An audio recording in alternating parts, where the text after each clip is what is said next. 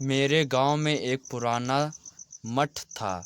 जब उस मठ में महंत की मौत हुई तो एक बहुत बड़ी उलझन खड़ी हो गई। महंत ने ऐसा कोई वारिस नहीं चुना था जो उनके मरने के बाद मठ की गद्दी संभालता। मठ के पास खूब जायदाद थी। मठ के मैनेजर विनोद की नज़र बहुत दिनों से मठ की जायदाद पर लगी हुई थी, पर महंत की सूझबूझ के चलते उनकी दाल नहीं गल रही थी।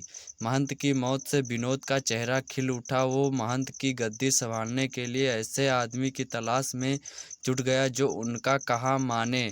नया महंत जितना व्याकुल होता, भविष्य में उन्हें उतना ही फायदा मिलने वाला था। उन दिनों महंत के एक दूर के रिश्तेदारी का एक लड़का राकेश गिरी मठ की गाय भैंस चराया करता था। वह पढ़ा लिखा था, लेकिन घनघोर गरीबी ने उसे मजदूर बना दिया था। मैनेजर विनोद ने गांव के लोगों की मीटिंग बुलवाई और नए महंत के लिए राकेश का नाम सुझाया। वह महंत का रिश्तेदार था, इसलिए गांव वाले आसानी से मान गए। राकेश के महंत बनने से विनोद के मन की मुराद पूरी हो गई। उन्होंने धीरे धीरे मठ की बाहरी जमीन बेचनी शुरू कर दी थी। कुछ जमीन उन्होंने तिकड़म लगाकर अपने बेटे बेटियों के नाम करा ली। इस तरह थोड़े दिनों में उन्होंने अपने नाम काफ़ी जायदाद बना ली। राकेश सब कुछ जानते हुए भी अनजान बना रहा। वह शुरू में विनोद के एहसान तले दबा रहा, पर यह हालत ज़्यादा दिन तक नहीं रही। जब राकेश को उम्दा भोजन और तन को आराम मिला तो उसके दिमाग पर छाई धुंध हटने लगी। उसके गाल निकल आए, पेट पर चर्बी चढ़ने लगी। वह केसरिया रंग के सिल्के के कपड़े पहनने लगा।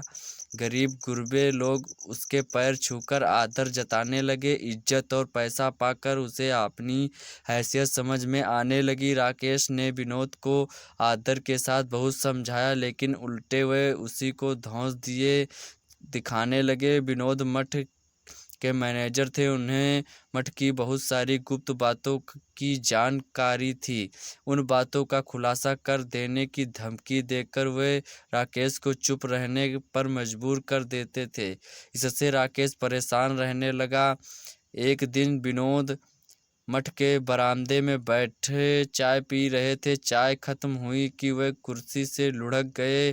किसी ने पुलिस को खबर कर दी। पुलिस विनोद की लाश को पोस्टमार्टम के लिए ले जाना चाहती थी। पोस्टमार्टम रिपोर्ट से भेद खुलने का डर था, इसलिए राकेश थानेदार को मठ के अंदर ले गया और ले दे के मामले को रफा दफा करा दिया। विनोद को रास्ते से हटाकर राकेश बहुत खुश हुआ। यह उसकी जिंदगी की पहली जीत थी। उसमें हौसला आ चुका था। अब उसे किसी सहारे की ज़रूरत नहीं थी। राकेश नौजवान था, उसके दिल में भी आम नौजवानों की तरह तमाम तरह की हसरतें भरी पड़ी थी। खूबसूरत औरतें उसे पसंद थी, सो वह पूजा पाठ का दिखावा करते हुए औरत पाने का सपना खोजने लगा। उन दिनों मठ की रसोई बनाने के लिए मैं नई आई थी। मेरी एक जवान बेटी किरण भी थी, जिसके बावजूद मेरी खूबसूरती देखते ही बनती थी। गालों को चूमती जुल्फें, कटीली आंखें और गदराया बदन। एक रात मुझको घर लौटने में देर हो गई। मठ ने दूसरे नौकर छुट्टी पर थे, इसलिए कई दिनों से बर्तन भी मुझे ही साफ करने पड़ रहे थे। राकेश खाना खाकर अपने कमरे में सोने चला गया था, लेकिन उसे नींद नहीं आ रही थी। चारों ओर खामोशी थी। आंगन में बर्तन मांजने की आवाज़ के साथ चूड़ियों की खनक साफ साफ सुनाई दे रही थी। राकेश की आंखों में मेरी मस्त जवानी तैरने लगी। शायद उसे पाने का इससे अच्छा मौका नहीं मिलने वाला था। उसने आवाज़ देकर मुझको अपने पास बुलाया। राकेश की आवाज़ सुनकर मैं सिहर उठी। मैं अनसुनी करते हुए फिर से बर्तन मांजने लगी। राकेश खींच उठा। उसने बहाना बनाते हुए फिर मुझे पुकारा, कमली जल्दी आना, दर्द से सिर फटा जा रहा है।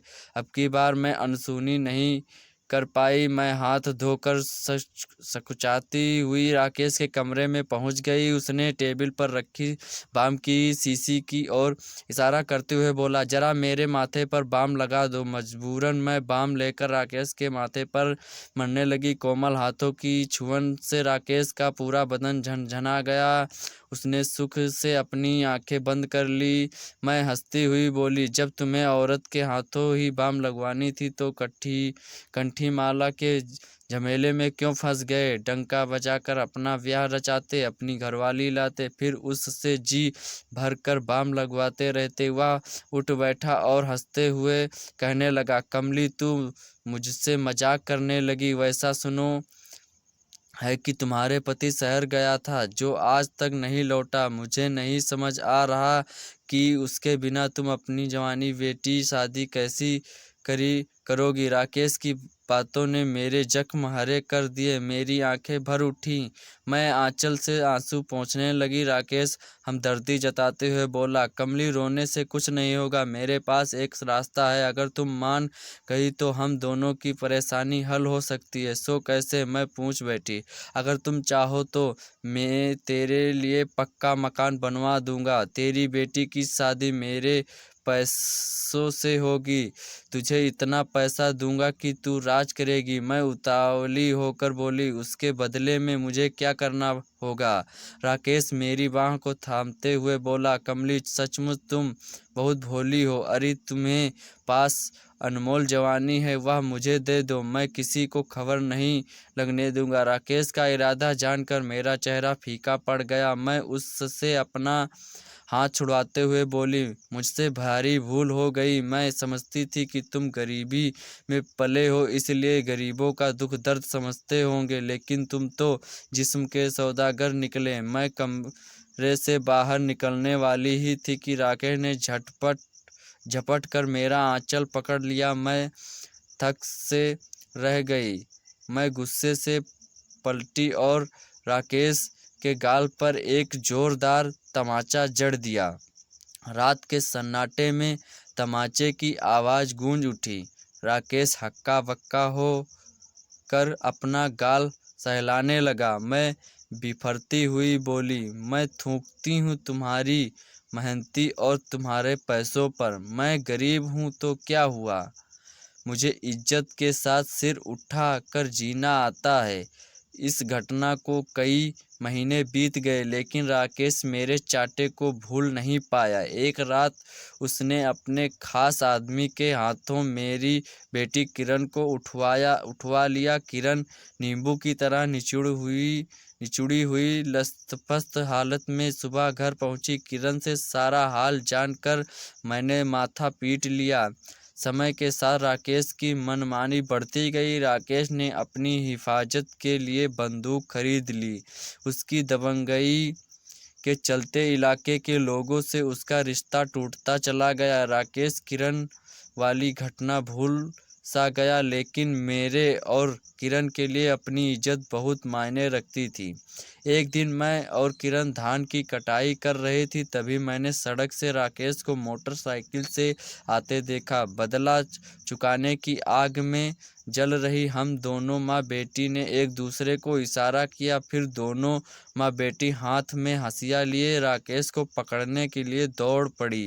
राकेश सारा माजरा समझ गया। उसने मोटरसाइकिल को और तेज चलाकर निकल जाना चाहा, पर हड़बड़ी में मोटरसाइकिल उलट गई।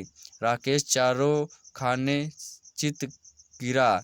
मेरे लिए मौका अच्छा था। मैं फुर्ती से राकेश के सीने पर चढ़ गई। इधर किरण ने उसके पैरों को मजबूती से जकड़ लिया। मैं राकेश के गले पर हंसिया रखती हुई बोली, बोल तूने मेरी बेटी की इज्जत क्यों लूटी? तुम इतने में वहाँ भारी भीड़ जमा हो गई। राकेश लोगों की हमदर्दी खो चुका था, सो किसी ने उसे बचाने की कोशिश नहीं की। राकेश का चेहरा पीला पड़ चुका था। जान जाने के खौफ से वह हकलाता हुआ बोला, कमली मेरा गला मत रेतना। नहीं, मैं तुम्हारा गला नहीं रेतूंगी। गला रेत दिया तो तुम झटके से आज़ाद हो जाओगे। मैं सिर्फ तुम्हारी गंदी आँखों को निकाल लूँगी। दूसरों की जिंदगी में अंधेरा फैलाने वाले के लिए यही सही सजा है। राकेश के लाख झटपटाने के बाद भी मैंने नहीं छोड़ा। हंसिया के वार से राकेश की आंखों से खून का फव्वारा उछल पड़ा। उसको उसके किए की सजा मिल गई।